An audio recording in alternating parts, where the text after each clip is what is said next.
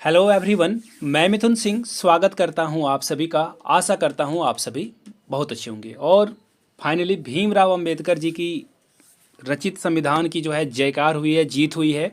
झारखंड सरकार ने finally CTET student को भी यहां पे अप्लाई करने का मौका दे दिया गया है और इसकी सूचना ऑफिशियल वेबसाइट पे आप jssc.com पे या फिर .nic.in पर जाकर आप देख सकते हो। ऑफिशियल इन्फॉर्मेशन है। मैं आपको नोटिफिकेशन भी दिखाऊंगा। जिन लोगों ने अभी तक टेलीग्राम चैनल को नहीं ज्वाइन किया है वहाँ से जाकर आप ज्वाइन कर सकते हैं। लेकिन बहुत ज़्यादा खुश होने की ज़रूरत नहीं है। जेटेट 16 वाले के बारे में भी बात करेंगे कि उनका क्या होगा और आगे की प्रक्रिया क्या हो सकती है। सबसे पहले आप लोगों को मैं बता देना चाहता हूँ, जिन लोगों ने सीटेट पास कर रखा है और झारखंड में ये 26,001 भर्ती में शामिल होना चाह रहे हो आप, तो देखिए सबसे पहले आपको क्या करना चाहिए। जो पारा टीचर का जो पेपर हुआ है ना आपके पास, वो पेपर आपके पास होना चाहिए और इससे आपको आइडिया लगेगा। देखो मैं बता दूं, ये झारखंड जो है, मुझे नहीं लगता कि ये इसी प्लानेट का ये हिस्सा है। यहाँ पे अलग ढंग से एग्जाम होता है। 6 to 8 का पेपर आपने अभी तक इस तरह के टफ लेवल को नहीं देखा होगा, इसकी मैं पूरी आपको गारंटी देता हूं। आप पारा शिक्षक आकलन परीक्षा के पेपर को जरूर देख लीजिएगा।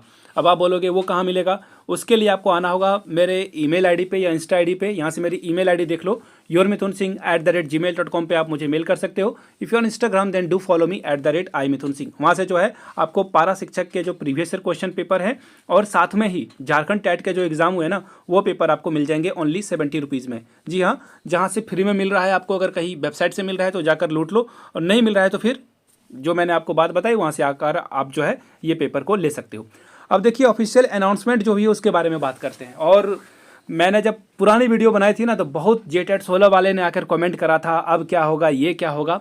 तो मैं आज जो है अपनी जीत में आपके हार को नहीं देखूंगा और आप सभी भाइयों और बहनों से रिक्वेस्ट है, पढ़ाई में लग जाइए। नेतागिरी, छात्र नेता बनने का समय अब आपका नहीं रहा। पढ़िए, पढ़ने से ही आपका भला होगा। आपके माँ बाप के पास जो है सम्मति आएगी और वो समृद्ध होंगे और आप भी समृद्ध होंगे।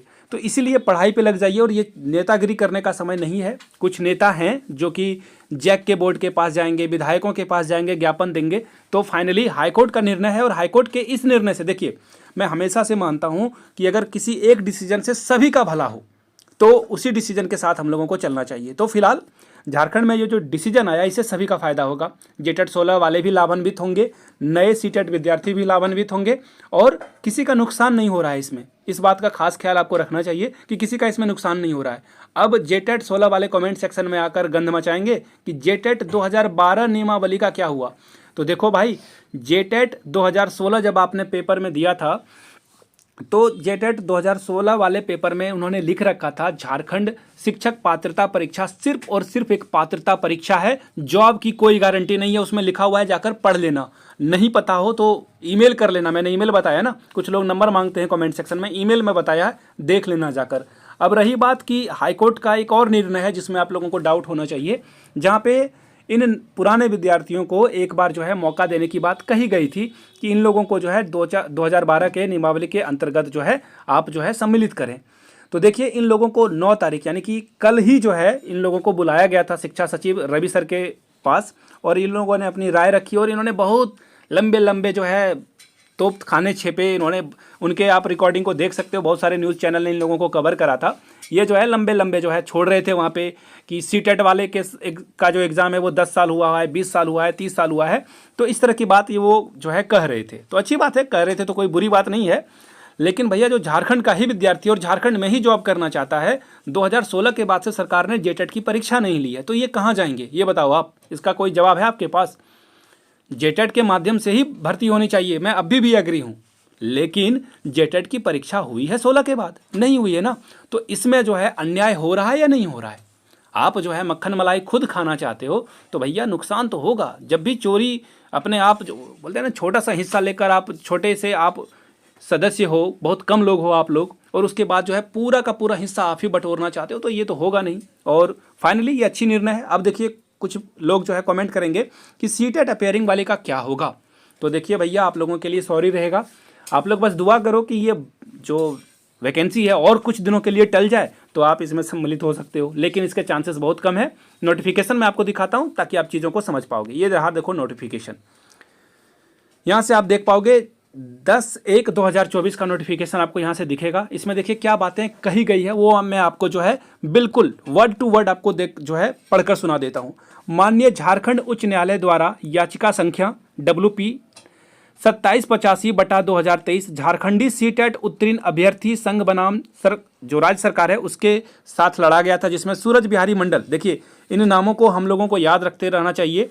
अगर आपकी जॉब हो जाती है तो ये जो कुछ सूरमा है हमारे, हम लोगों के लिए इन्होंने लड़ाई लड़ी बिना कुछ आगे पीछे सोचे हुए। इन लोगों का जो है आपको थैंक यू बोलना चाहिए, आपको ग्रेटफुल होना चाहिए कि इन लोगों ने आपके लिए लड़ाई लड़ी। इन्होंने लड़ाई लड़ी और फाइनली जो है इनके पक्ष में जो है निर्णय आया। अब देखिए ध्यान से सुनिएगा मेरी बात को।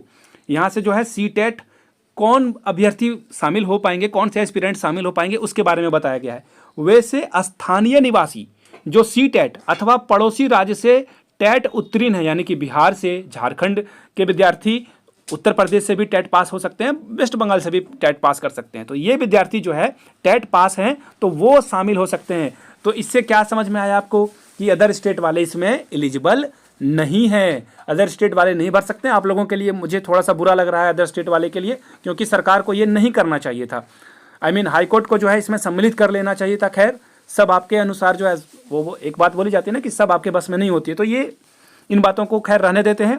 अब फॉर्म कब से भराएगा और कहां से भराएगा, तो देखिए ऑनलाइन आवेदन जो है उपरोक्त प्रकार के व्यक्तियों से जो ऑनलाइन आवेदन है उसके लिए शीघ्र एक्टिवेट की जाएगी। तो जल्द ही जो है आपको देखने को मिल जाएगा। यानी कि जो 12/1 से जो परीक्षा होने वाली थी वो तो गई, वो आवश्यक हो गया है, लेकिन अब जो है कुल मिलाकर बात यह है कि वो संभावित नहीं हो सकती है। अब देखिए क्या बोला गया है, परीक्षा जो है 10/2/2024 से होना संभावित है।